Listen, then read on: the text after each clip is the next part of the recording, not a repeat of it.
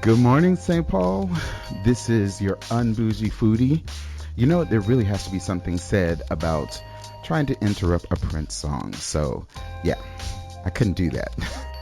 And it was the kind of the extended version, but yeah, it's important not to do that, you know.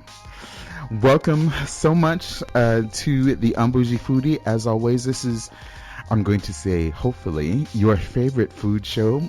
And I am your host. I'm here every Saturday at 10 a.m. So thank you so much for taking the time to wake up with us or with me and, you know, get an opportunity to hear about some great food within the cities, East St. Paul, neighboring communities. We cover it all. We really do cover it all. And today is a great day to, to get engrossed in the culture, specifically, if you would, Hispanic or Latin culture. So if you're not aware, every year St. Paul hosts the Cinco de Mayo. So yesterday, yes, was Cinco de Mayo. However, the official days that they actually host an event or festival and festivities is that Saturday. So if it falls on a Saturday, there you go. If not, like in this case, it will be that following Saturday. Yesterday was the 5th. Not trying to explain all that, but you know what I'm trying to say. So just imagine all the different types of foods that are available right now. Now, mind you, right now it is 10 a.m., Saturday.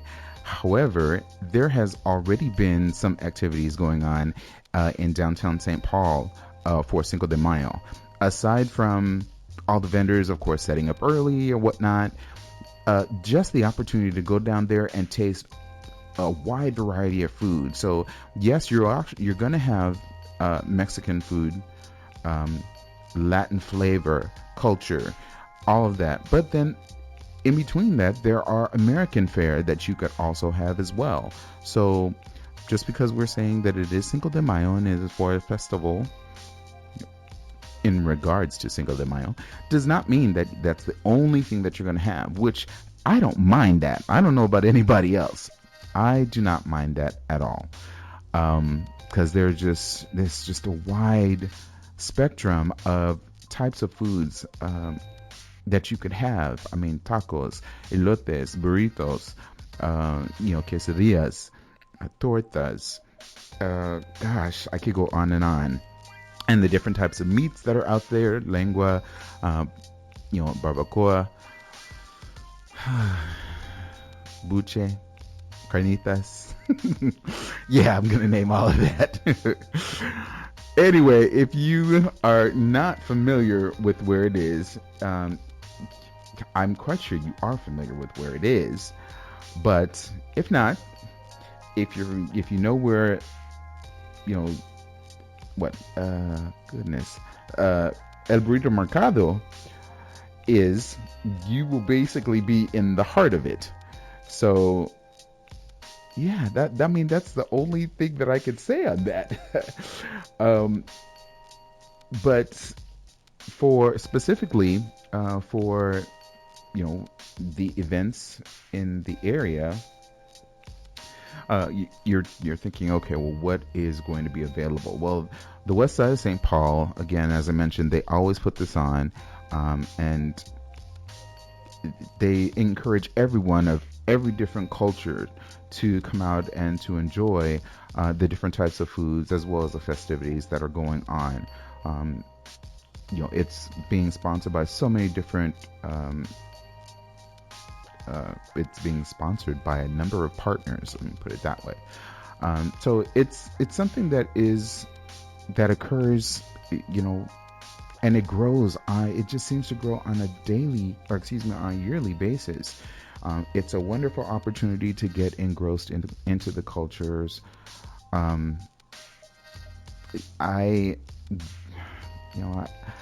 Because I'm here does not mean at all that I am not going down there, because I will be down there. I will be down there. There are a number of different events that are planned. At 10 o'clock, they're going to have it. Well, right now, they're having a parade down Cesar Chavez, and that's going to go from Wabasha all the way to Ada, excuse me. There, I'm not going to list everything that's going on, but just a few things. There's going to be a jalapeno, because we're talking about food, of course. There's going to be a jalapeno eating contest, and there's two. There's one at 12:45 and then another one at 2:15. So I would assume that they're giving people an opportunity to kind of like maybe cool off. But yeah, KFI is actually putting KFI, what am I saying? A specific it's going to be a contest. Let me put it that way.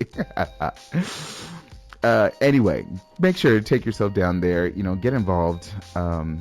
Different restaurants. I mean, El Burrito Mercado is the main one, because I know that the years past when I've gone, that's where I go in to probably get a burrito, because, year after year, I do actually volunteer down there. So I'll be going down there to volunteer. So hopefully you'll see me. If you recognize me, you know who I am, say hello.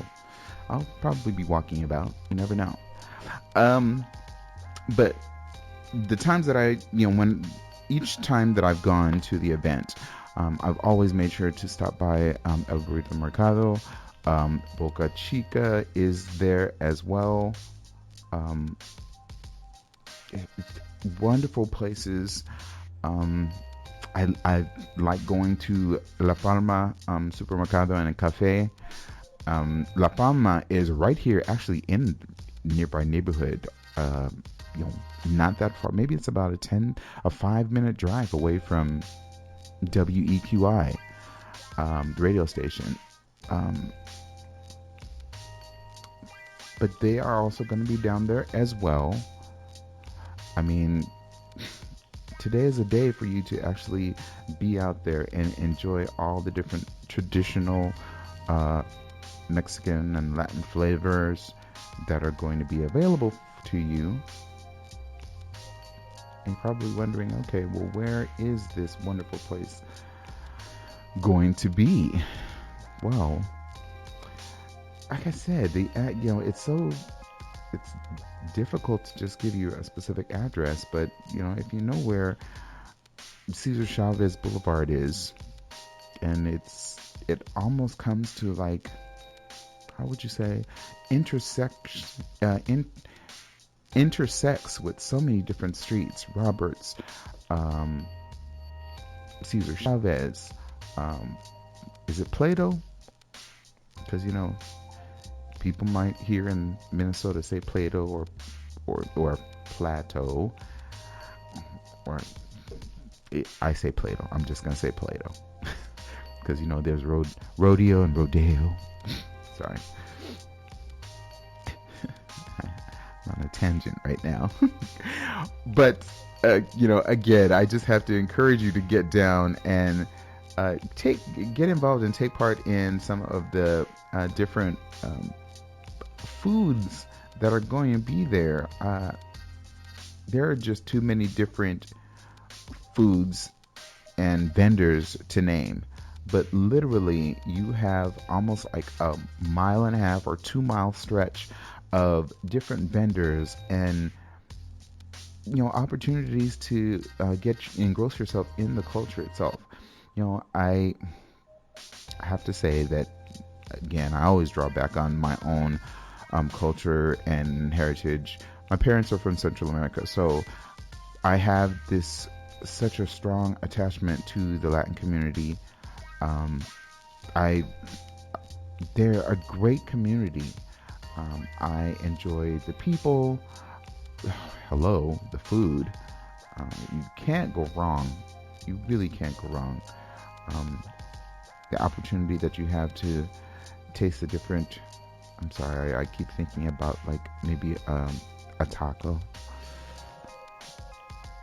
maybe with some buche or lengua with tomatillo sauce, you know, and of course onions, cilantro,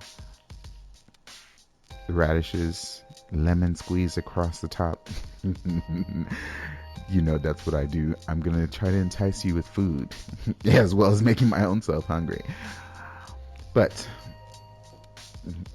again, getting down to, I'd say what, El Burrito Mercado.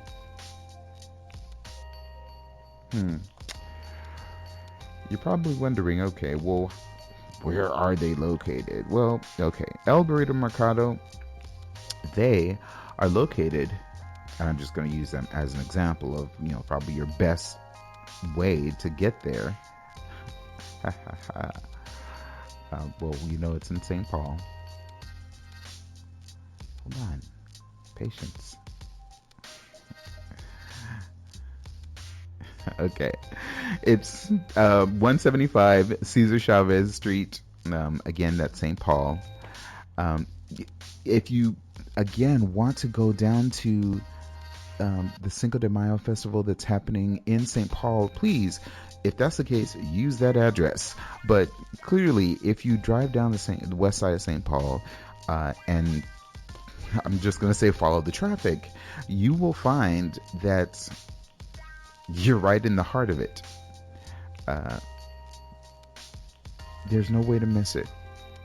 I mean, El Burrito Mercado alone, they have award-winning food. They're, you know, that they're located, they have their main establishment, brick and mortar, if you would, in St. Paul, but they also have another in the Midtown Global Market, which is still also a brick and mortar as well, because it's a full restaurant. I mean, you could order everything.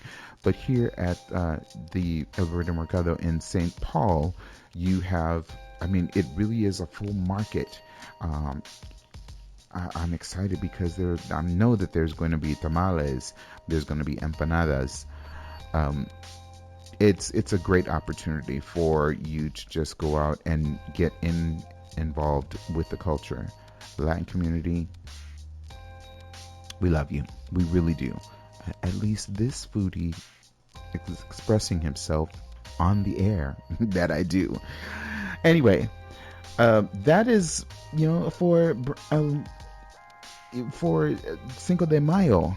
I know that there's so much that I could try to color on that, but I don't want to kind of bore you. Even though you know I'm good at enticing you with all the different types of foods, but I think you need to go out there and experience it yourself. Plus, I don't want to tell you that something's down there when I haven't gone myself, because, you know, it started at 9 o'clock. So, and where am I? I'm telling you about places and things regarding food on the air. So I'm not there yet. I will be, though. And hopefully next week I'll be talking a little bit more about it, about the different types of foods that I had while I was down there. But for right now, I want to actually, talk about a couple of recipes. One that was, I put it on my Facebook page as a video. And again, I think everyone, there is probably not a listener out there that does not know what one of my weaknesses is, aside from pork bellies, yes. But what is it? Brussels sprouts. And there was a recipe that I saw online, which it was an associated video and everything, but I figured I need to get the recipe as well so that I could share it on the air. And that's what I'm doing right now. I want to take this time to kind of share that information with you because, man, this is some great stuff. And it's simple.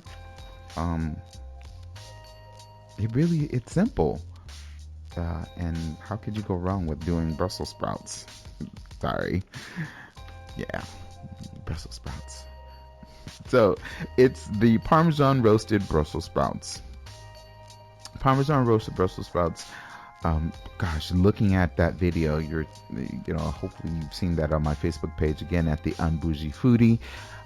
The way that it is, roasted, and the Parmesan is either some bits are melted on it, and then simply, you're using olive oil and breadcrumbs. And yeah, we'll get into the recipe right now because, yeah, I know you're waiting. So I hope you have a pen and paper available, or you're listening very closely. But you can also see it on my Facebook page too if you don't get an opportunity to write this stuff down. Maybe you're driving to go down to El Burrito Mercado or maybe the farmers markets. So let's get into it. The ingredients, first off, for this Parmesan roasted Brussels sprouts. It is 1 1/2 pound of fresh Brussels sprouts, trimmed and halved.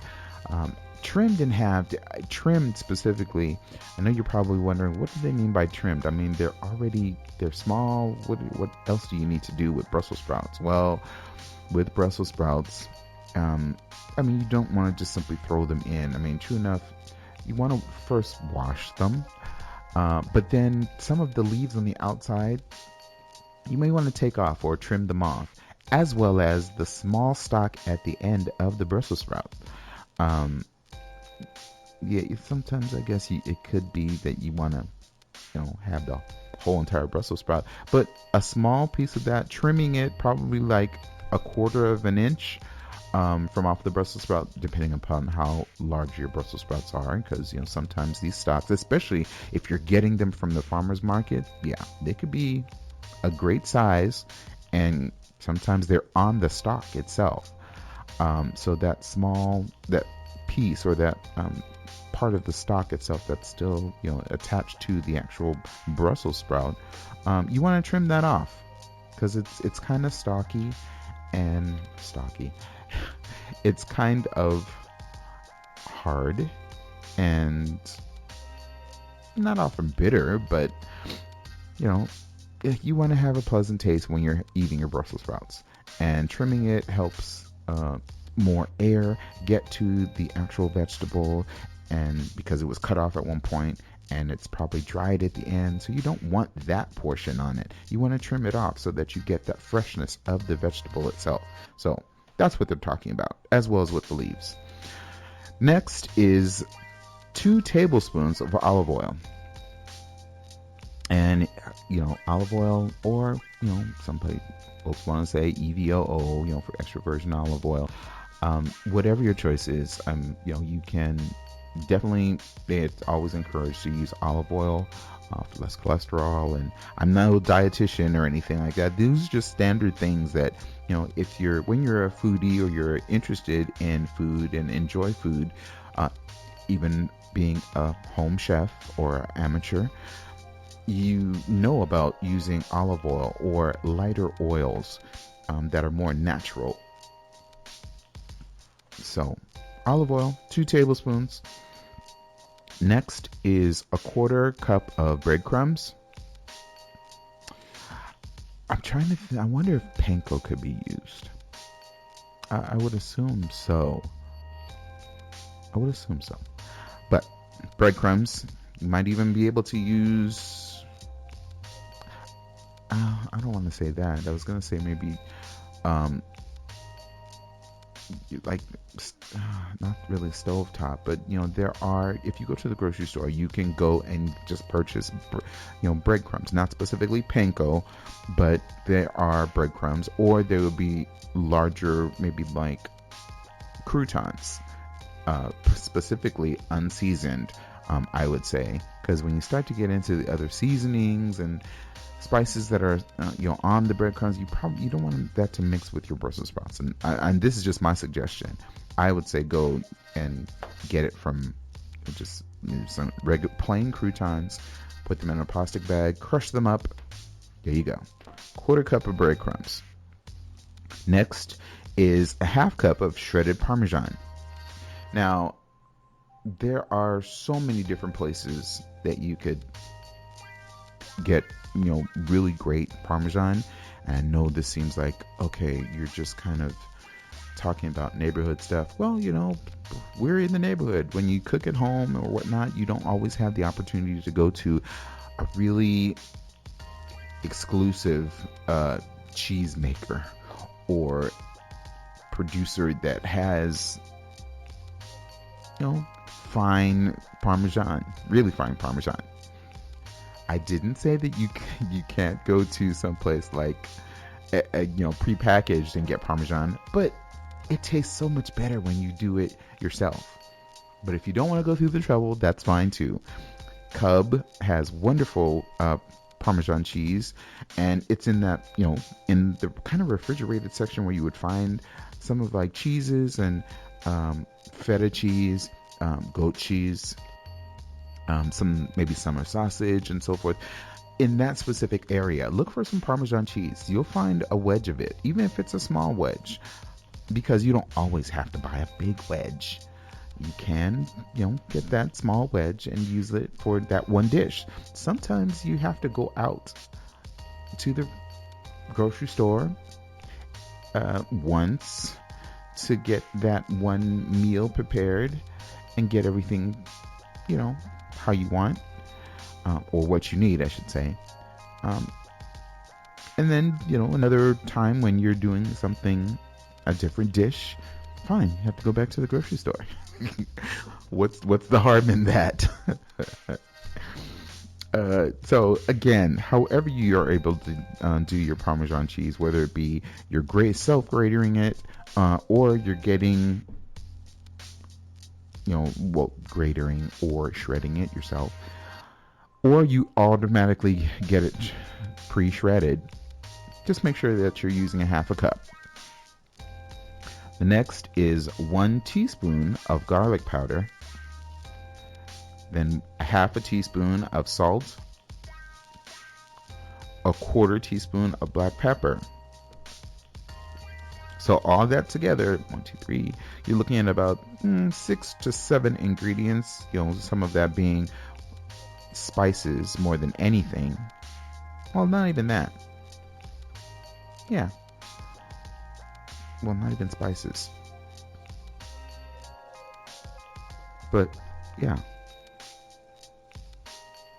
Well, it's just 3 kind of, I don't know if you really want to call it 2 spices, if you would, and then the other additional ingredients. So, yeah, it's not a lot. I tell you, it's a simple recipe, as you could see. So now we'll get to the instructions on how to actually prepare these Parmesan Brussels sprouts. So first, you're going to preheat your oven to 425 degrees Fahrenheit, and you're going to lightly grease a baking sheet with nonstick spray. Or if you don't want to use nonstick spray, you could always probably use some olive oil and a paper towel and just lightly grease it, and then set that aside. Next step is then to combine the Brussels sprouts and the olive oil in a large Ziploc closed bag, and then shake to coat. Then you're going to add the breadcrumbs, the Parmesan cheese, the garlic powder, the salt, and the pepper to the bag, and then you're going to shake that. Now, after you do that, then you're going to spread on an even layer of the Brussels sprouts on the baking sheet, and then you're going to bake it for 15 to 17 minutes until the cheese is melted, and then the Brussels sprouts, they're lightly browned. Now, you could certainly do other things with this recipe as well. Again, it being as simple as it is, you could possibly do a balsamic vinegar reduction. And reduction, it's not something that's difficult or hard. That is just simply the word or the term that's used when you're trying to reduce any type of liquid down to a thicker consistency. So it is possible to add a little bit more flavor to that. So while that is being done, while you're waiting for the Brussels sprouts to finish their baking portion, why not take maybe a cup? Well, I'll say a half a cup, maybe even a quarter cup, depending upon how much balsamic vinegar you like or have, And reduce that down until it's a thick consistency. And the timing has to be kind of right too, because this is something that you also want to kind of drizzle over the Brussels sprouts when they come out of the oven.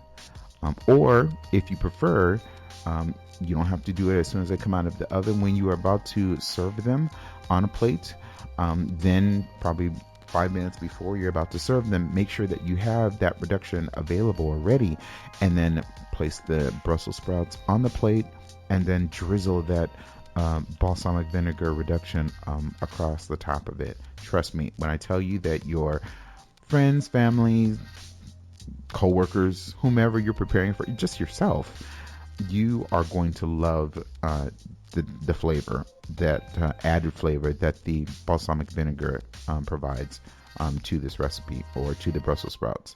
And just think, with this same process, you could do this with asparagus. I wouldn't say probably green beans, although for me it would probably be an experiment, and I would probably love it.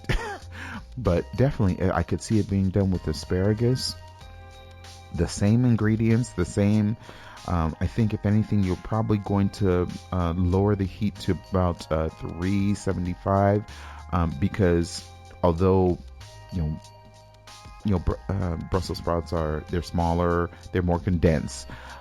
Whereas asparagus, even though it's a stock, it's still being in heat, it starts to wilt, and you don't want it to overly wilt. So I think preheating the oven, and keep in mind that I'm talking about the same recipe that I was just mentioning, but just lowering the heat to about 375, and everything else is the same. And then bake that again, the 15 to 17 minutes,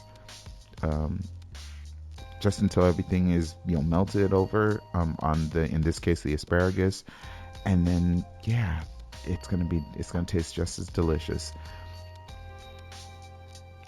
I'm just thinking about these recipes now.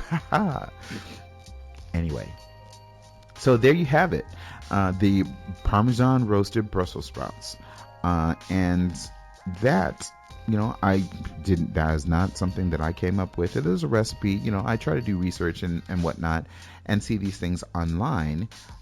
So helping the listening audience for the Un-Bougie Foodie and WEQY, so that you have ideas of food, culinary experiences.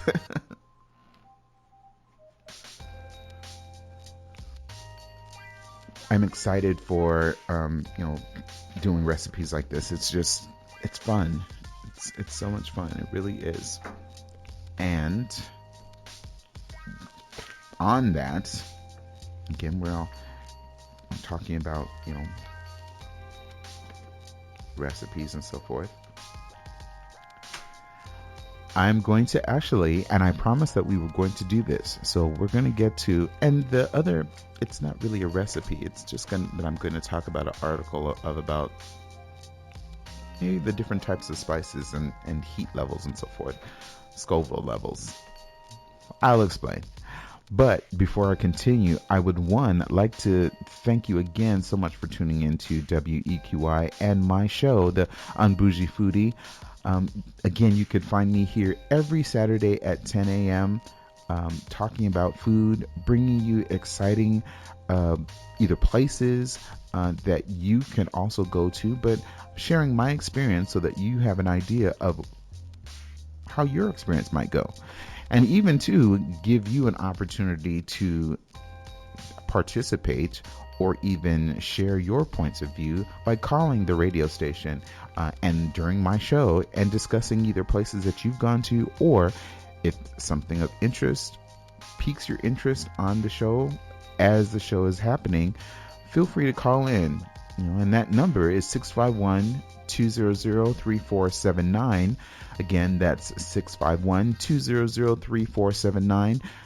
You could always contact and ask a question or maybe a suggestion that you might have. you know, even leave information or questions or comments on my Facebook page, as well as visiting any of my other social medias, such as Twitter or Instagram. You should see a whole lot of pictures on Instagram. You know, I'm taking food pictures. So Instagram is _Un-Bougie Foodie. Twitter is at Un-Bougie Foodie. And then, of course, Facebook, as you know, is the Un-Bougie Foodie. And again, you can find out so much about where I've gone, upcoming articles, or just articles that I've spoken of, or even recipes that I've spoken of throughout the show, can be found on, specifically on Facebook. I look forward to the future in growing, and even directing you to other places where you would be able to find out more about myself and the show, the Un-Bougie Foodie. But I say all of that too because I would like your participation. I am, as promised, I think it was a couple of shows back, I mentioned that I wanted to get, the community more involved, and specifically because of the fact that farmers markets, as of last week, are open. It's almost like I want to sing that to the top of my lungs right now, but I'm in the station. I can't do that. But for me, it's a great time because one, I've had the opportunity for this food show, that I'm hosting, and WEQY is giving me that opportunity. But in conjunction with that, farmers markets, it gives you so many different ideas. As I'm not a professional chef, I'm barely an amateur expert actually, but I really know what I like, and I think providing an opinion about, and not even so much of an opinion, because it makes it seem like, oh well, my thoughts matter more than anyone else's. It does not. That's why I always encourage you to call in and have a voice, share a suggestion, share a recipe. But again, getting back to my point, I want to involve you as the listeners. This is a time for farmers markets in your neighborhood. If you have a favorite one that you will travel to, and get the kids in the car, or just you by yourself or your significant other, and you're like, we're going to go drive up 10-15 minutes or however long to our favorite farmers market, I'm giving you an opportunity to get involved. And it is a contest. It really is. I would like to pick one specific recipe, if you would, at the end of this contest, and I plan to do this on a monthly basis, especially during the time period of a farmers markets. So here we are at the beginning of the month of May. So rules are, if you would, I would actually pick one vegetable, or I'll just say ingredient, if you would. I won't narrow it down to a specific vegetable. I will pick one ingredient and give you an opportunity to provide a great recipe. Now, this involves you actually doing the recipe, but then you're going to have to actually send the photo along with your recipe or a description of what your dish is. From that, I will pick one winner at the end of the month and provide you with a substantial prize that will give you an opportunity to go out and enjoy an evening, if you would, on the Un-Bougie Foodie. So, to submit those, and I'll provide more information regarding the contest on my Facebook page, and over the next few weeks, even more information on them. Although today, because it is Saturday and the farmers markets have been open for a week now, my item that I would like you to either incorporate or provide a recipe for is ramp. And that's RAMP. So I will tell you that is a vegetable. So it can't simply be just, okay, you know, I've sauteed, some some ramp leaves or so forth. This really has to be a tempting and inviting dish that hopefully, I want you to be proud of it. But again, a recipe that involves or includes and has a strong inclusion of ramp vegetables or ramp greens. Submit that description as well as a photo to the Un-Bougie Foodie at gmail.com. And again, that is the Un-Bougie Foodie at gmail.com. And if you want me to spell it, I'll spell it. That's fine. But it's TheUnBougie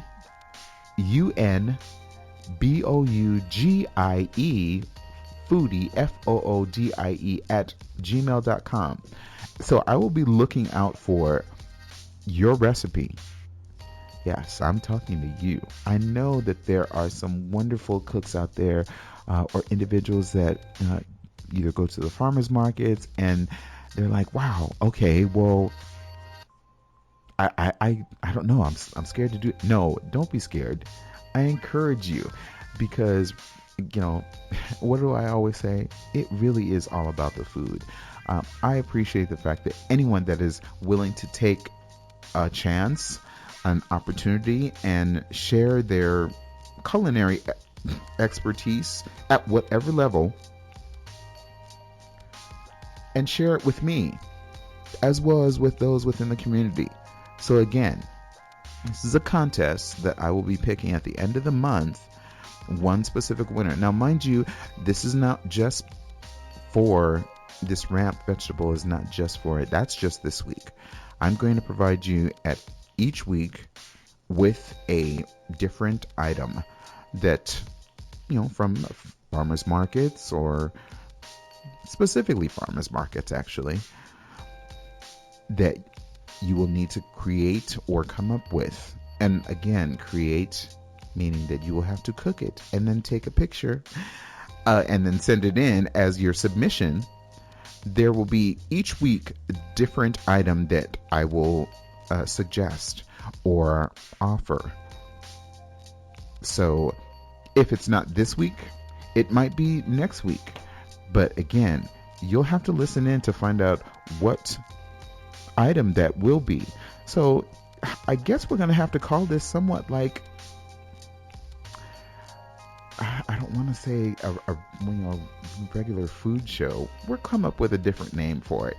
But just know that it's the Un-Bougie Foodie contest on WEQY. The hidden... We'll come up with a name. Because I just thought... It's not that I just thought of it. I've talked about it for the couple of weeks.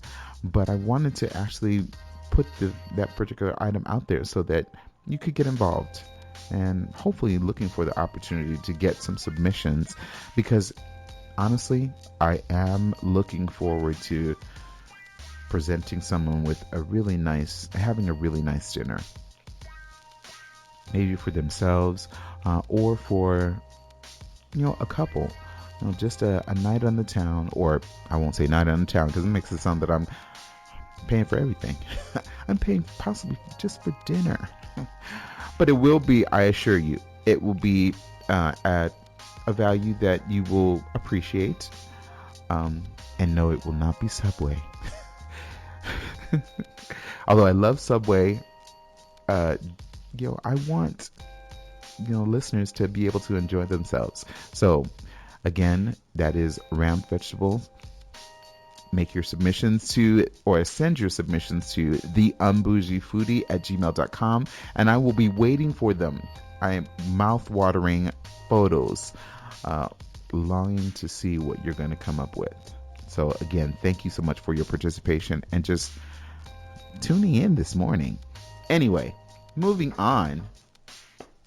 Gosh, we're about 10:45. You know how the time flies? Man, so many things going on today and things that I've got to do involving food. Later on, I'm making bread pudding, so maybe I'll have to take a photo and share that with you all online today. Yeah, I will be making bread pudding. That's another recipe that we'll have to talk about another time because my father. Yeah, I've been crowned from my family. Yeah, Wesley's bread pudding, even though it really came from my father. But you have to, when you're the next generation, you got to put a little in it so that people really like it. So I kind of did that. Anyway, I assure you, it involved nothing to do with alcohol. Yeah, just saying. So I don't know how, it's a great time to talk about this next subject, which is hot sauce or heat. Because, man, I tell you, we are, or one, we're going into spring and then summer, how people really start to get into grilling and so forth. But today, specifically, I've already talked about Cinco de Mayo and the Mexican food that's going to be down in West St. Paul and the different types. But you know that there's going to be hot sauce. Hello, I talked about the jalapeno eating contest. I wonder if they would have like a habanero eating contest or Scotch bonnet or Thai chili. I'm getting way ahead of myself, but what heat or what level of heat do you actually like or are you interested in? I mean, there are so many different types. I mean, we even have, if you've been to the Mall of America, I'm quite sure everybody's been to the mall, and you have not seen that store that, I guess it has maybe a little dancing chili or something on it. I suppose. I can't recall. I don't really pay attention. I didn't pay attention to the logo itself, but it's just the store that has all the different types of hot sauces and the different levels. And anyway, when you are looking or when you're going into that store, you're thinking, man, I don't know if I could handle these. I don't, is this something that maybe I could try this one. No, that's too much. How do I tell the difference? How do we find out how hot it is, or how do they determine specifically how hot things are or whatnot? So, well, there is something called a Scoville level. Scoville, referring to the actual heat of, I want to say, of a pepper. So that's really the best way to put it. Scoville, it's a measurement of the spiciness or heat of chili pepper, and oftentimes it's in habanero, habanero, jalapeno. I want to start off with, and the main ones that I use: habanero, serrano, jalapeno, habanero, serrano, then Thai chili. Those are the main ones that I've used. I use that in my pico de gallo. I use that in those in my making chili. When I go to a food truck, or that specifically that has a taco truck, I do the tomatillo sauce, only because it just seems like the tomatillo sauce, it's very mild, yes, but if you go past that, or if you say, okay, well, I want to give a little heat, it goes from the mild, which is the tomatillo sauce, to 50, which there are some places that have like this red sauce that I don't even know how to describe it. I just think it's almost like liquid wasabi. It's just red or orange or something. But those, the Scoville level goes seriously high, from just going to a the tomatillo, which is like, okay, well, how high can you go? And I'm just kind of like trying to check to see. It's like, okay, um, gosh, there are too many to even list. There really are. I mean, when you're looking at the Scoville level, I love how it goes from the green, which is, the most mild, of course, and then as it continues up, going up the Scoville level, it starts to turn, yellow, orange, red, and then burgundy. Burgundy being a level of, I don't want to be near. I don't want to be involved in any way, shape, or form. And I think anyone would probably figure, no, that's not, no. I don't want to be anything near that. But I'm actually trying to just show, so let's just say like a poblano. And there are just so many different ones because, like, okay, Scoville levels can go all the way up to 15 million Scoville heat points. That's, as they say, per capsaicins. And you're probably wondering, okay, well, capsaicins, what is, capsaicins? Capsaicins is really, again, describing the specific heat.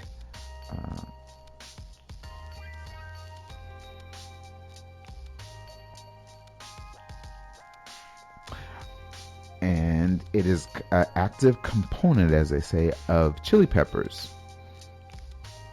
At times, it could be think about what is it? Pepper spray. Pepper spray is, yeah. Pepper spray has capsaicins. It's the ingredients, or it's the component itself that actually gives chilies or any type of pepper their heat or their heat level. And again, it varies. I mention that because I was recently looking in Men's Health, of all places, and they were talking about the different types of heat that is out there or available, the best unsung sauces, as well as saying how to make your own sauces in 3 easy steps. And they're not kidding, really not kidding. Here's one that's referred to as the pickle pepper hot red pepper.